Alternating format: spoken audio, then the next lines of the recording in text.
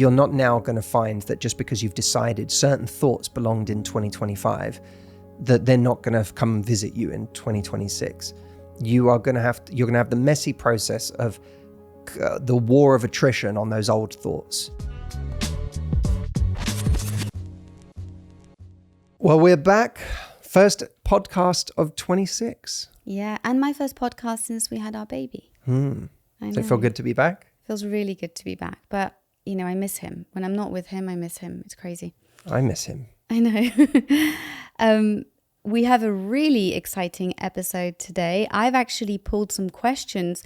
We went out to your Instagram audience and had them send in questions that they wanted answers for 2026. So I'm really, really excited about this episode. But before we get started, I had a question for you.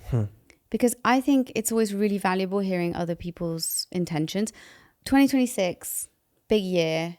What are your intentions and kind of what are the things you want to happen in 2026? And what are the things you want to leave behind in 2025? To me, the words that really resonate are simplicity, spaciousness, doing less better. I want to be very, very intentional about the things that I'm doing. I'm way better at saying no than I used to be. I'm getting better at that all the time. I want to be brave in saying no, even when it kind of hurts to say no. But, I want to create space this year. I think that's a big thing for me. I think that in the course of my life,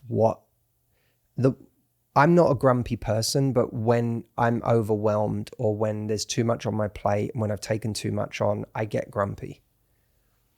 And that isn't a me that I like, because that's a very disconnected me.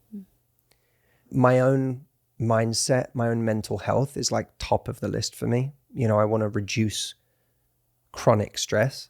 There's a difference between chronic and acute stress. Acute stress is like things you choose, like running a race or whatever, that are stressful, but they're good stressful. We're going on an adventure. But there's bad stress, which is just chronic stress. And I'm really ruthlessly attacking the sources of my chronic stress this year and looking to free up mind space and to, in doing so,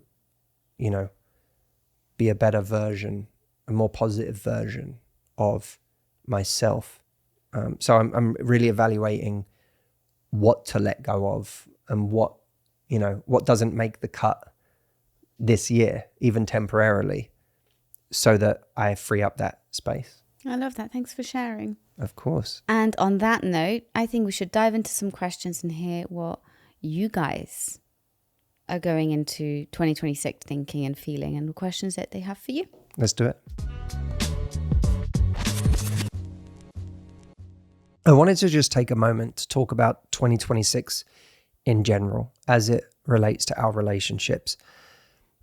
Relationships, to me, are one of the most, if not the most important aspects of our lives. There simply isn't anything more important than who we choose to spend our lives with. This, of course, is not just true of our love lives. It's true of who we keep as friends, the family we stay close to, the people that, we choose to let in our proximity. Those are going to be the people that dictate so much of the quality of our lives. And I know that so many of you out there will have a deep intention of wanting to meet someone this year. That will be the number one goal, whether it's spoken out loud or it's just an internal intention. It will be the number one thing on so many people's minds listening to this podcast, that this is the thing I want more than anything. And if we don't pay close attention to the way that we make decisions about how to put ourselves out there, the kind of energy we let into our life, how we interact with people when we do meet them, the standards we set for how we want to be treated, And not just the standards we communicate with our words, but through our actions, through what we simply choose to go along with or not go along with. All of these things are going to dictate not just whether someone comes into our life this year, but the nature of the person who does come into our life and the relationship or the dynamic that follows. It is having the right relationship is perhaps the easiest way to find a new source of happiness and peace in our lives. Inviting in the wrong relationship might be the easiest way to become miserable. And maybe you even experienced that in the last year of your life, just how unhappy you can be when you're chasing after the wrong person or when you're in the wrong kind of relationship. So I want to invite you, if you are going into 2026 wanting to be incredibly intentional about the relationships you have in your life, about finding the right kind of love, and doing everything possible to make it, the closest thing to inevitable, that this part of your life, realizes its potential this year. I want to invite you to a free event that I am holding called the Year of Love.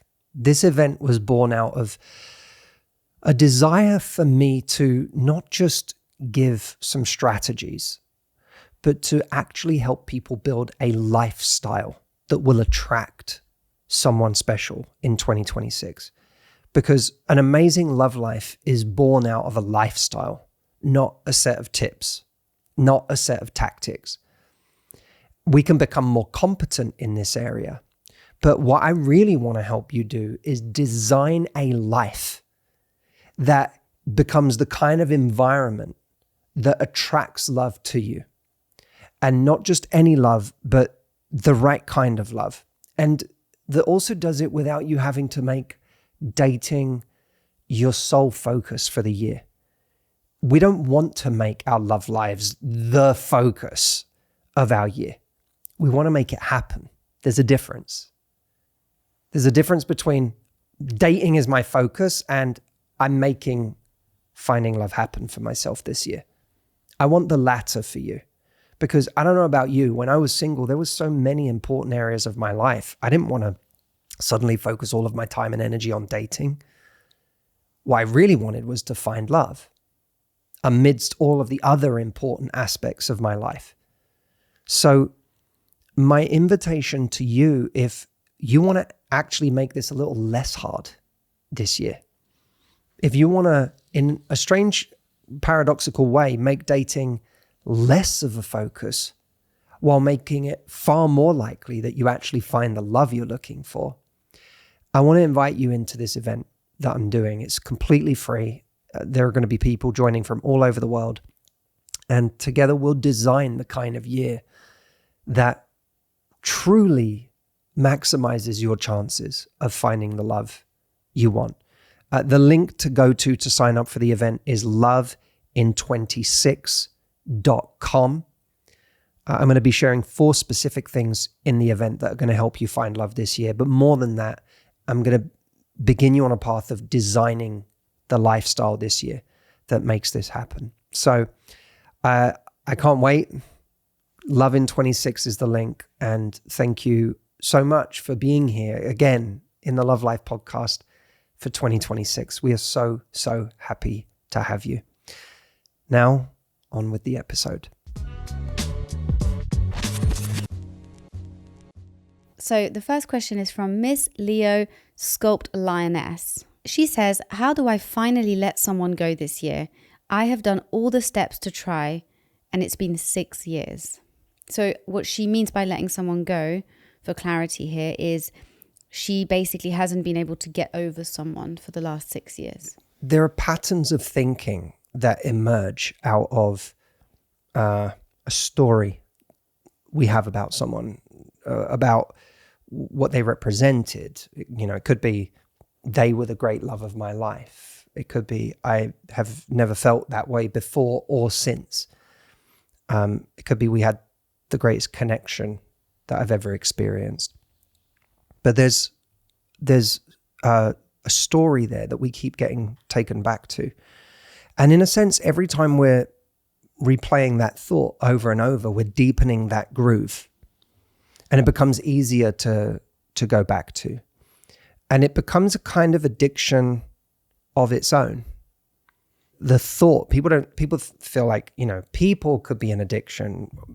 When you break up, you feel the crash in chemicals when you no longer have them around, and there's a withdrawal that takes place there. But beyond that, the thought, the thinking of them can become an addiction. And that's a danger of its own, because we're getting addicted to not just a story, but a pattern of thinking. Anytime I'm alone and I feel lonely, it's like in the same way that we're these days we're trained when we're a bit bored or doing something uncomfortable, like a piece of work that requires cognitive strain, we're programmed to reach for our phone and check our messages or check Instagram. It is now a groove that's there neurologically that we get taken to. And the same happens with certain people. That anytime I find myself unhappy or anytime I find myself lonely, my brain goes to that place. It's been trained over time to go to that person. Now, we wouldn't say that because my brain is trained to go to Instagram when I'm a bit fidgety or bored or uncomfortable, that Instagram must be really important. We recognize that there is an addiction or a pattern that's formed there, and it's now become habitual. And part of the uncoupling is recognizing that there is a pattern that's been formed here that doesn't actually, it doesn't follow that because this person is where your mind goes, that person is important, or that relationship truly was irreplaceable, or that it must mean you'll never find anything like that again. Or, it doesn't actually mean any of those things. It becomes like a neurological kind of malfunction that gives too much importance to this person. People can have thoughts like this all the time. If someone lost a ton of money, anytime they're unhappy, their brain can get trained to go to, I lost all that money. Like they can go to this financial grievance or resentment that they have. But when it's a person and that person is still walking the earth, then it can feel particularly difficult. This requires conscious effort. It's like retraining our brain. And one thing that helps is actually recognizing on a rational level, actually, this has nothing to do with the importance of this person. This has taken on a life of its own through this like programming that's happened in my brain. It's unconsciously gotten linked up. So if I recognize it's not that important, even though I keep going there, that actually takes some of the sting out of this, and it allows us to step back from it and observe the thought, that thing is happening that happens when I get a bit lonely, or when I have too much time on my hand, or when I'm laying in bed at night. That thing is happening, that always happens. I'm getting taken back to that person, but it doesn't mean it's important. We can also introduce new cognitive framing. What's happening is you're going back to that person and getting sad, or maybe getting catastrophic. I'm never going to find that again. I'm never going to meet a person like that again. This heartbreak is something I'm never going to get over. I just had another thought about them. We can introduce a new cognitive framing that says, the most precious thing I have is my time and the rest of my life. I don't know how many years this person has left. I don't know how many years I have left, but I know they're precious. And I know they're not as many as we'd like. And are you going to take those precious, precious years and spend them in this looping thought about a ghost? Or are you going to spend them proactively forging new realities, starting a new story, seeing what's possible? Because by definition, everything is possible. By definition, you've only experienced a very small part of life.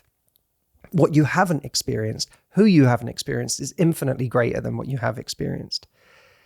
And when you realize that and you really connect with how precious time is, you actually should start to become incredibly intolerant of that thought.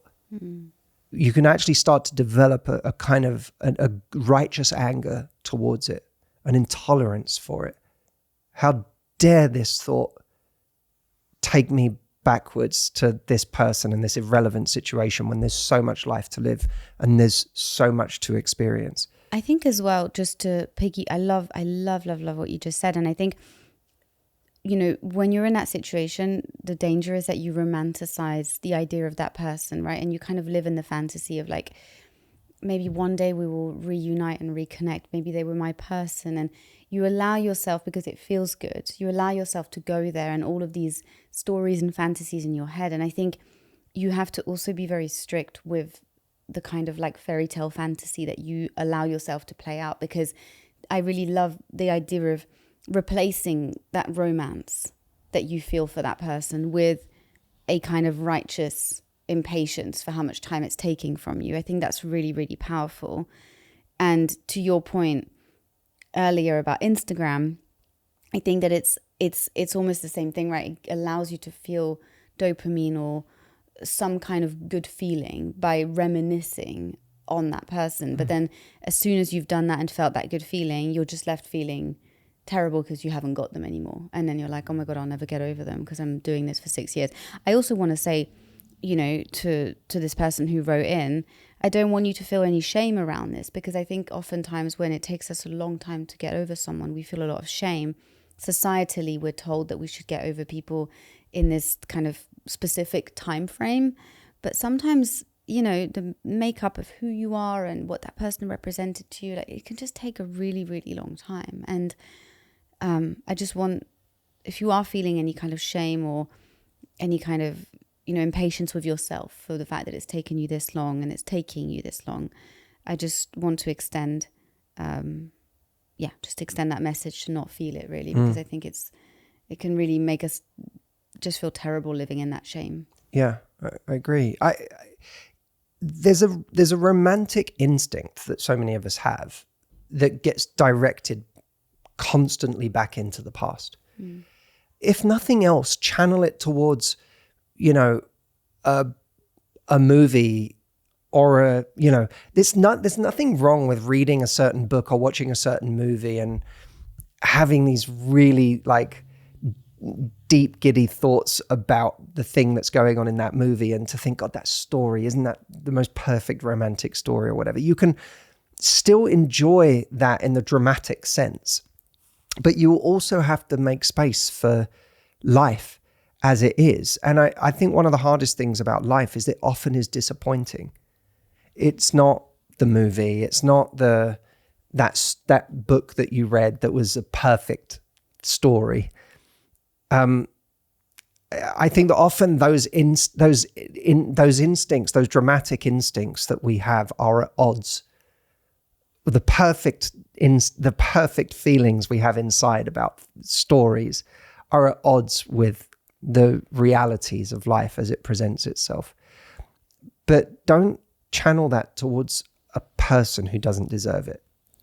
By all means, have a piece of literature that you forever are just in love with, that makes your heart ache.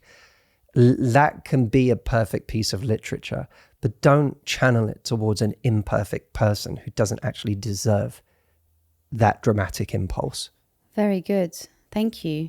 There's actually a lot of questions here around, I suppose because it's a new year, letting go, moving on from people. So I'm really glad we spent the time we did on this one. Next question is from Brittany Cafiero. Brittany said, I get so triggered by people asking me about my dating life. Please help. How do I respond better? That's a great question. When we get triggered in that way, there's something, there's something, an inner conflict we haven't quite resolved, that this keeps agitating. Because we're having those debates with ourselves. Why hasn't it happened yet? When is it going to happen for me? And we try to quiet those voices, but then when someone says it from the outside, they're just externalizing an inner voice that we have that we've tried to quieten. So know that they're just highlighting something that's already a conflict taking place within yourself. And that if you can focus maybe a little time and energy on resolving that conflict within yourself, those words, them bringing it up, it just won't affect you the same way as it did. It will be kind of white noise to you because you've already made sense of this. And there are many different ways to make sense of it. But you've already found a kind of a reasoning, a rationale, a sense making for this, what is a difficult situation. Of course, to get to a point in life where we thought it would happen and it hasn't happened. And there's the uncertainty, and a more positive word would be possibility of what, when it will happen or what could happen. But that's a tough place for a lot of people to be, is to sit in that uncertainty, especially when it feels like time is running out, or it feels like I wanted to have a family and that hasn't happened. And that's something I really want to happen, but I don't even know how that's going to happen because I haven't even met someone yet. We could spend a lot more time here talking about the framings that can help someone in that situation, because there are many. But what I would invite this person to do is find a framing that works for them. Let me just give an example so it doesn't sound so abstract. It might be that you have experienced some really poor relationships in your life. Maybe the people that raised you, your parents or caregivers, showed you the worst possible example of a relationship. Maybe you were brought up by someone who taught you all the wrong things, either indirectly or directly. They just spewed crap into your mind about what you were worth and about what you should accept. And you, for a long time, you have tried to kind of deprogram yourself from that way of thinking. And it's really, really hard. And because of that, because of the way you grew up or how you grew up and the mentors you didn't have, it has taken you until now to start doing things differently. And you're still figuring that out.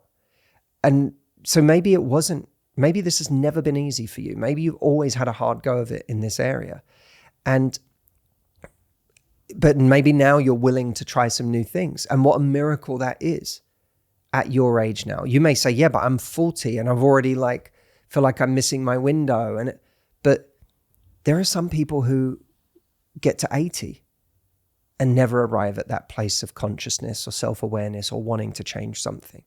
So, it's easy to compare yourself with someone who got there 10 years ago, or the you that this happened to 10 years ago.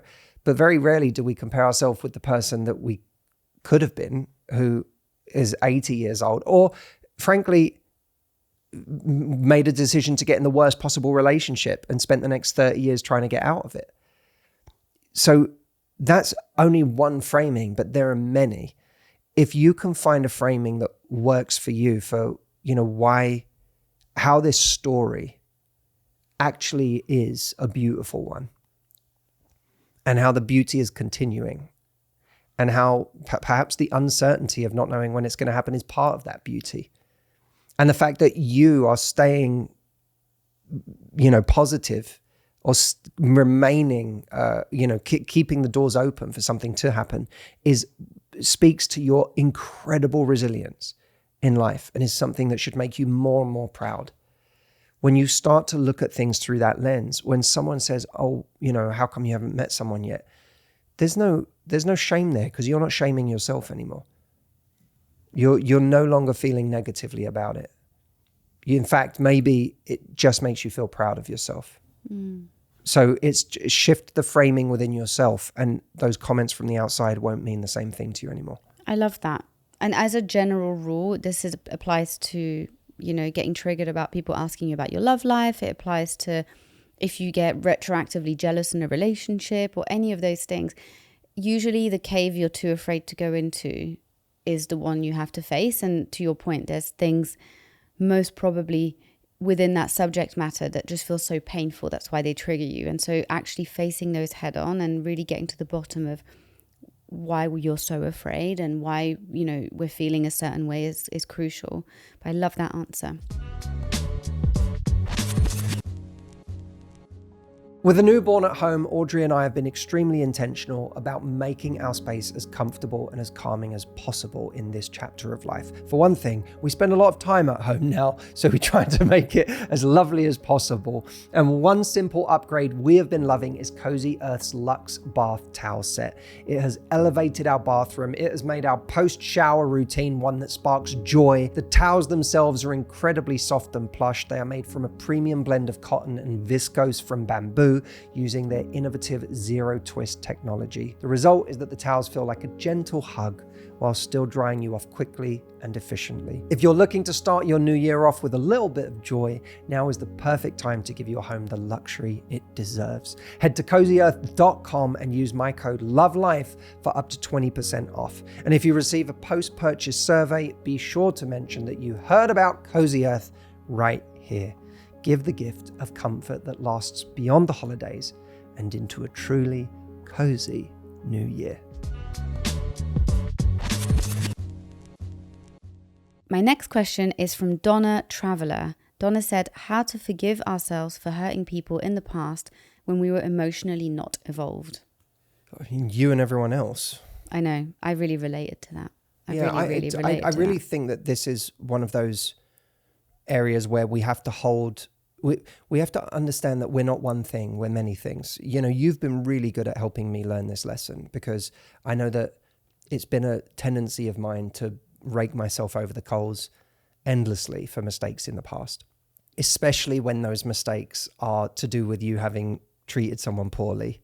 It's one thing when we feel like a mistake cost us, but it's another thing when we feel like it's impacted another person. Yeah, we hurt someone else with our selfishness or with our ignorance or whatever it may be. And,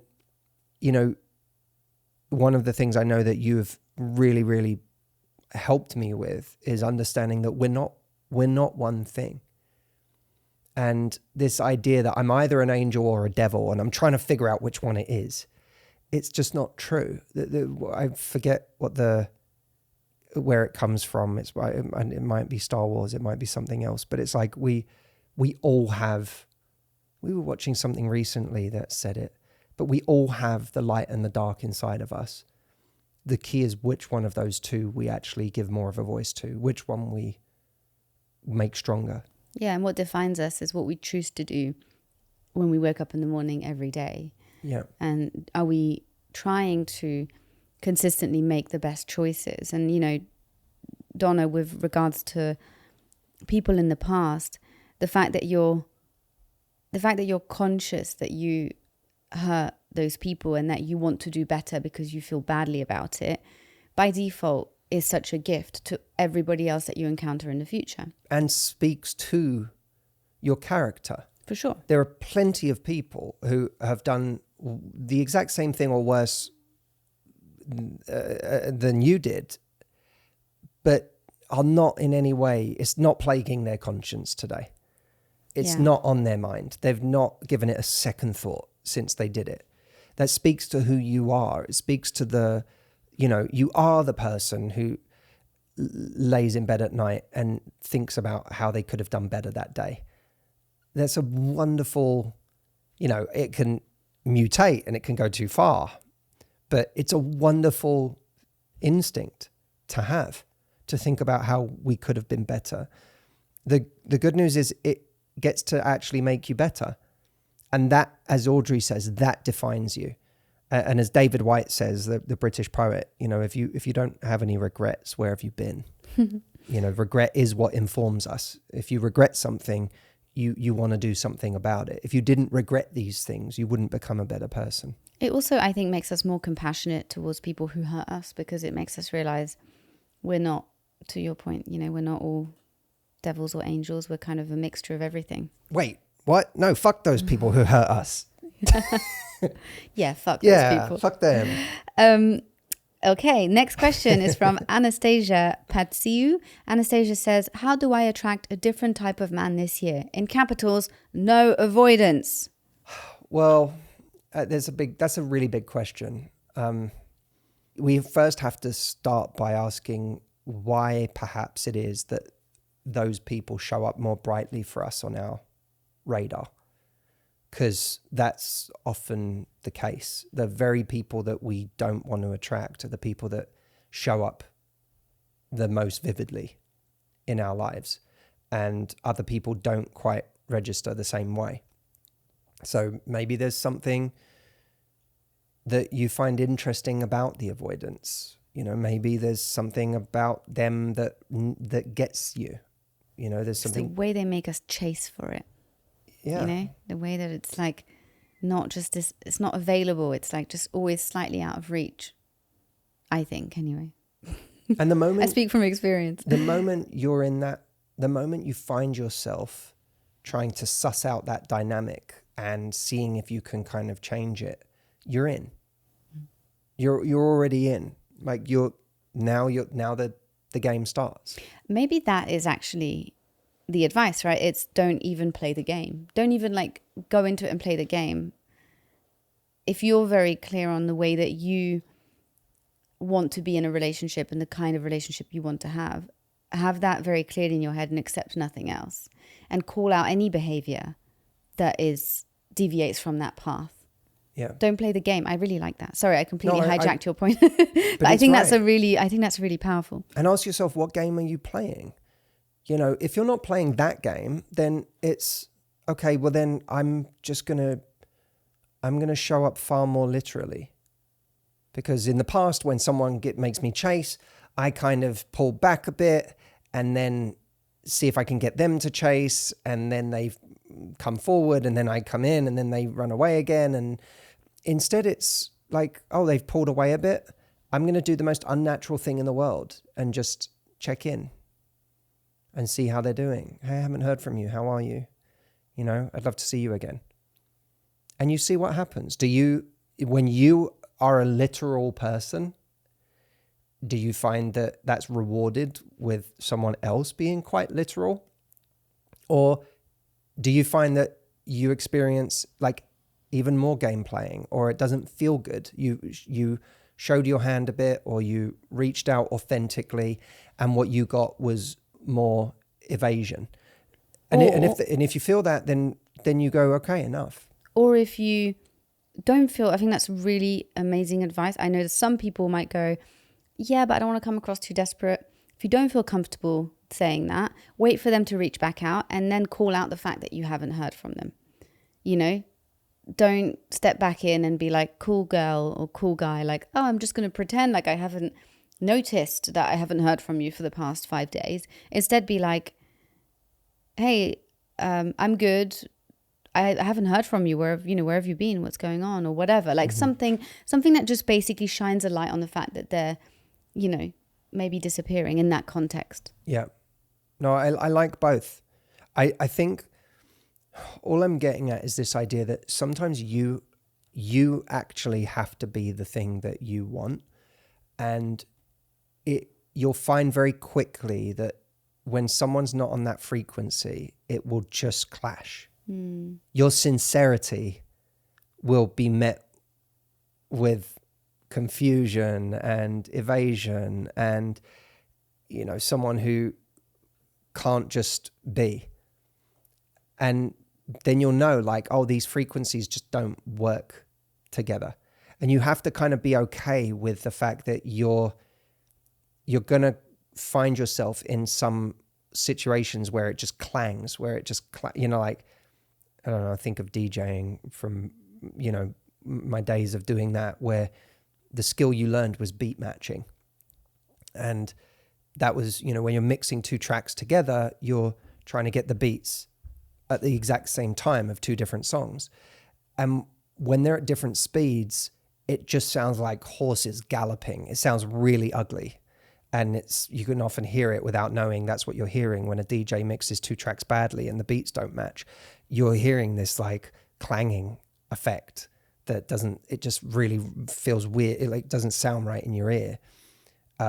That's what it's like when you're dating someone and you're bringing one frequency and they're bringing another. What you can't do is let someone else pull you to their frequency, which is what avoidance do, is they pull you into that dynamic. And if you're used to it and you keep trying to resolve it, most of us don't try to resolve it by bringing in our frequency. We try to resolve it by getting on their frequency. By matching theirs. Okay, final question. Cinnamon Roll. That's the username. Good and name. It made me hungry. Too. Love cinnamon rolls. Cinnamon Roll said, please share rituals for closure and leaving what needs to be left in 2025, in brackets, people, exes, limiting beliefs, etc. So do you have any quick kind of rituals and mindsets that, you can share with Cinnamon Roll and everybody else listening for how to do that? Well, I think you can't, it's fine to do a kind of ritual of I'm going to write these things down on a piece of paper and I'm going to screw it up and then I'm going to light it on fire and watch it disappear. But then 5 minutes later, you're thinking of them again, or you've got that limiting belief reasserts itself. No, but you know what I mean? Everyone has sometimes those symbolic things of like, I'm finally getting rid of this thought, this person, this whatever. Those symbolic things can matter, but we also have to understand, firstly, what Oliver Berkman talks about all the time, I think is important here, that it's nothing is perfect. You have to embrace imperfectionism. And that means that just because the calendar year has clocked over to 2026, you're not now going to find that just because you've decided certain thoughts belonged in 2025, that they're not going to come and visit you in 2026.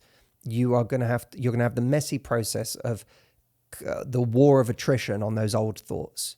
And one of the things that helps you win that war is to move towards something, not just move away from something. So, what excites you about this year? What positive thoughts are you going to engage with? And by the way, they should also be positive thoughts that you can believe in. I was having a conversation with Guy Winch recently where he said, the problem with certain internal reassurances is we don't buy them. We have to be able to connect to the positive thoughts that are, we're going forward with this year.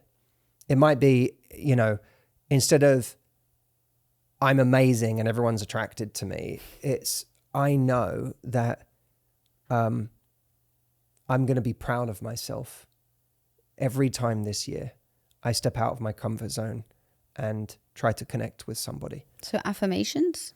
You can call them affirmations. I think that they're like cognitive replacements. But like, I'm not going to, I'm instead of engaging with, another rejection, and that must be because I'm this and because I'm that, it might be, I don't actually need 99.999999999% of the world to think I'm attractive. I just need one person who finds me attractive. And the only way that person's going to find me attractive is if I'm resilient enough to continue to put myself out there in a way that's authentically me and engage from a place of, my like true beauty, not telling myself I'm worthless. So I'm going to be proud of myself when I put myself out there. But even that, last year I focused on rejection. This year I'm going to focus on the fact that I only need one. Mm. And all the rejection in the world doesn't matter when I've met that one. So let me stop worrying about the 99% of people that don't want me and start focusing on the fact that someone out there will want me. And that person just needs to find me. I need to keep going long enough for that person to find me. So that's a nice replacement. But I would say in all of this, it's just, realize that sometimes those old thoughts will come back. It's about continuously reminding yourself of who is it I want to be this year? Where do I want my focus to be? What are my cognitive reframes of these situations? And also, so by the way, for those, you can write them down. When you have good cognitive reframes, you can write them down and store them. I call them emotional buttons. They're things that you can literally store on your phone and open them up and connect to them every morning or whenever you need to. But also recognize that there's certain people, situations, activities, environments that produce more positive states for you. And there are certain ones that reliably produce negative states. And the cognitive replacements I'm talking about are much easier to do in those environments that produce more positive states. So it might be right after you've done a workout, or it might be while you're on the treadmill or on a run.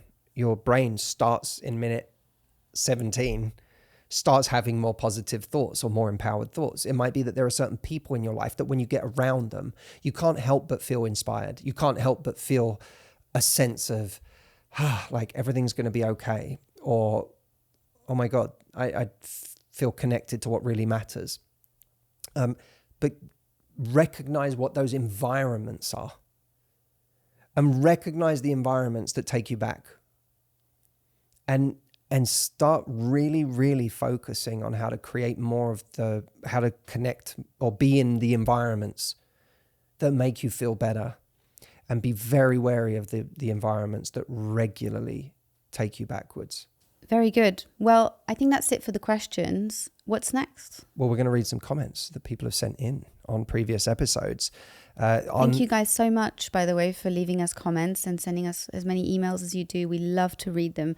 If you have any questions, any comments, anything you want to say to us, podcast@matthewhussey.com is the email.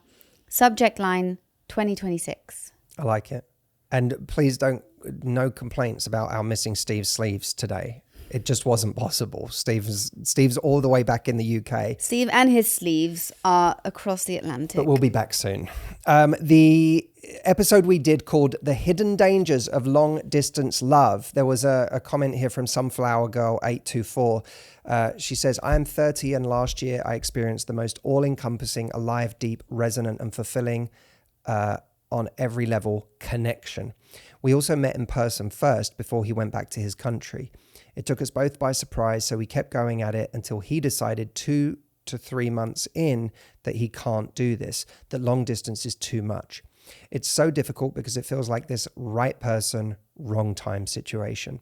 I did end up moving to his city after a year or so, not for him though, but he had already moved on and is in what it seems like a content relationship. I'm heartbroken still because in my mind I lost an irreplaceable connection. We just connected so deeply on so many levels, it felt truly fated. Dangerous word, fated. And mind you, I didn't plunge into this without thought. I was careful and I just took a calculated risk, and now I am left with an unfinished story of a love that never truly happened but could have been so amazing. He said, as he ended things, that we both clicked and connected deeply on every level, and he was in awe at how it all happened so naturally and genuinely. Okay, hold on, Sunflower Girl. There's so many issues here with the language, and we have to be so careful of language. You said it felt truly fated. No, if it was truly fated, then he comes back. And I don't even believe in fated, but even if I did, right, by definition, this isn't fated. If it was fated, it would happen. So it didn't happen, so it's not fated. You said, I am now left with an unfinished story. You are not left with an unfinished story. You have a finished story. This is a guy who told you, it's not like, you lost him, like you were together on a train and all of a sudden he fell off the train and, you now don't know where to find him again. Like he knows exactly where to find you. He knew where to find you. He was in contact with you. And he decided that long distance was too hard. Like, you were willing to do it. He wasn't willing to do it. So this wasn't an unfinished story. This is very much a finished story. You say it could have been amazing. Well, guess what? I'm sorry to say it, and I'm sorry I sound salty on this one, but I'm salty on your behalf. I promise. This, you say it could have been so amazing. You were together 2 to 3 months. You don't know what it would have been. You don't know what it would have been in a year. How that person is in year 1 or year 2 or year 3 or year 5. You don't know. He had to be good from a distance for 2 to 3 months. So you have no idea about whether it could have been amazing or not. What you know is you had a connection in the beginning. You know how many people meet on vacation and have an amazing connection, and then, you know, they try things after the vacation and it doesn't really work out? Like, it's so possible to have a beautiful connection for a moment with someone who's totally wrong for you. So there's so much thinking here that is like designed to make you feel terrible. That you've got to look at this and go, he had a chance to make it work. He didn't make it work. He chose to end it and then chose to move on. This is not fated. This lasted exactly as long as it could have lasted. And if you say, yeah, but if we were in the same place, it would have all worked out. Well, then you're asking to have been born to different parents, grown up in a different place. You know, like, life doesn't work like that. You know, you could be 30 and meet someone who's 70 and go, oh, if we'd have been born at the same time, we would have been perfect for each other because we have all the same values and we're so connected. And the problem is this 40-year age gap. But what are you even asking for there? To have been a different sperm, born at a different time? Then you wouldn't have been you, and they wouldn't. So it's just, it doesn't make sense. The right person, I've said it so many times, I'll never get tired of saying this. The right person is not simply someone that you have a connection with. The right person is someone it can actually work with.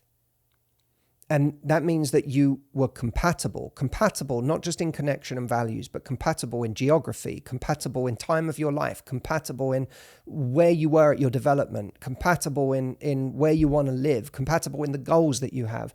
All of these things are required for a long-term relationship, which is why when I talk about the 4 levels of importance in a relationship, the last 2, the third one is commitment. The 4th one is compatibility, because you can even have commitment from someone and still be incompatible and it not work out. I also want to add, I love everything you said, but just a cautionary tale to so many people who have written into us and say, how do I let go of this person? It's been 5 years since I've been in a situationship, or since I've been thinking about this person, I can't let them go. I really encourage you to see this story that happened as a stepping stone to meet the actual person that you end up with, and not to put them in this romantic bubble that lives on a pedestal that no one else can compare to. And you have to be really, really careful about that, because you get to decide how much this person gets to occupy your mind rent-free for how long, and how much they just get to be a building block in what is going to be an otherwise amazing future that has nothing to do with them. They're just a chapter in a very, very long story that is not about them. We have one more comment from our episode titled, "We just had our first fight and now they've changed." Love Cat Purrs says, absolutely. Sorry, hang on. Love Cat Purrs. Love Cat Purrs. I love this. It's a good one. Yeah, it's good. It says, absolute yes to what Audrey said. Basically, we want to re-anchor our inner definition of what is right. During an argument, we all want to be right. We really can't bypass that.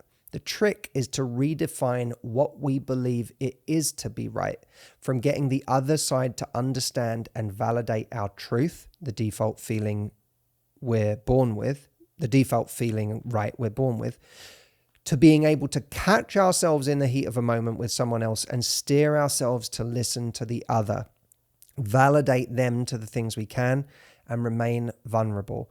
If we can anchor being right to the latter instead of the former, it'll be much easier to stay responsive instead of reactive. It will be self-rewarding because it feels better when we become more internally anchored. Well, Love Cat Pads, you've put it better than I did. So thank you very much. Beautiful comment. Beautiful. I love it.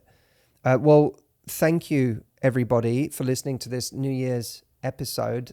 We would love for you to email us your thoughts, podcast@matthewhussey.com. And don't forget, if finding love this year is as high as could possibly be on your list of things you want to happen, the Year of Love event I'm doing this month should be an absolute non-negotiable for your calendar.